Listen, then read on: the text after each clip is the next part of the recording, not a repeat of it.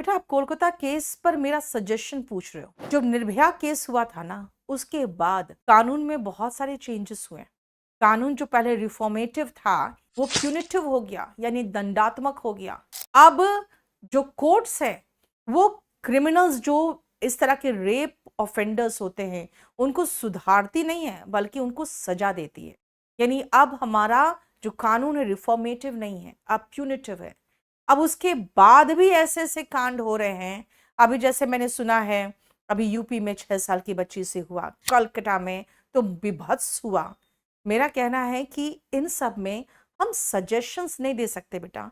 हम लोग शर्मिंदा है कि ऐसे समाज में हम महिलाएं रह रही हैं जहां पे महिलाओं को एक सेक्स ऑब्जेक्ट के रूप में देखा जाता है।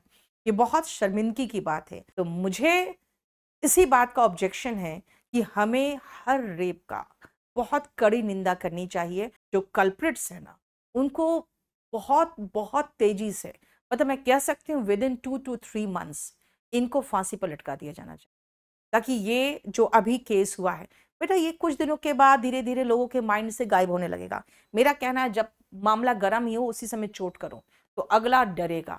और इस तरह के जो क्रिमिनल्स होते हैं उनके लिए तो स्पेशल कोर्ट अलग से प्रावधान बनना चाहिए कि उनको इमीडिएटली, तुरंत, फटाफट जस्टिस डिलीवर होना चाहिए।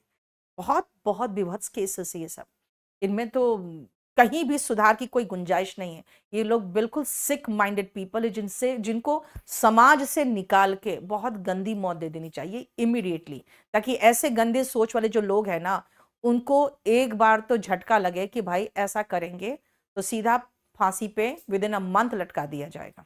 आप जो कह रहे हो ना कि ये फांसी की सजा उनके लिए बहुत आसान मौत होगी, बेटा इसके ऊपर और कुछ नहीं हो सकता, क्योंकि आप जहां पे हो वहां पे जो कानून के प्रावधान है उसके अंदर ही हो सकता है।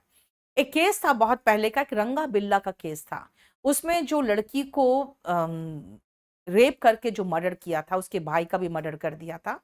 और उस मामले में जज ने ये डिलीवर किया था कि उन दोनों को जब फांसी दिया जाए तो जो लड़की के पेरेंट्स थे दोनों, उन लोग वहां पे रहेंगे अंदर और फांसी को अपनी आंखों से देखेंगे। तो वो एक मामला था। उसके बाद ये सब चीज हटा दिया गया कि नहीं, फांसी वासी आप कुछ नहीं देख सकते हो। हाँ, इसके ऊपर का कोई और हमारे पास प्रावधान नहीं है इंडिया में, इसीलिए बस फांसी की सजा दे सकते हो और कुछ नहीं कर सकते। बेटा, रिच और पुअर के लिए डिफरेंट कानून नहीं है। रिच बहुत अच्छे लॉयर्स कर सकते हैं और वो लॉयर्स बहुत अच्छे तरीके से किसी भी केस को घुमा सकते हैं, और अपने क्लाइंट को बचाने के लिए वो बहुत अच्छे से केस को पेश कर सकते हैं, जो कि गरीब अफोर्ड नहीं कर सकता। वरना कानून बेटा दोनों के लिए सेम है। जसिका लाल केस आपको पता ही है, उसमें बहुत बड़े बड़े लोग शामिल थे, ठीक है ना, वो भी नहीं बच पाए थे। इसीलिए आप कानून को दोष मत दीजिए। As I can say as a society we have failed.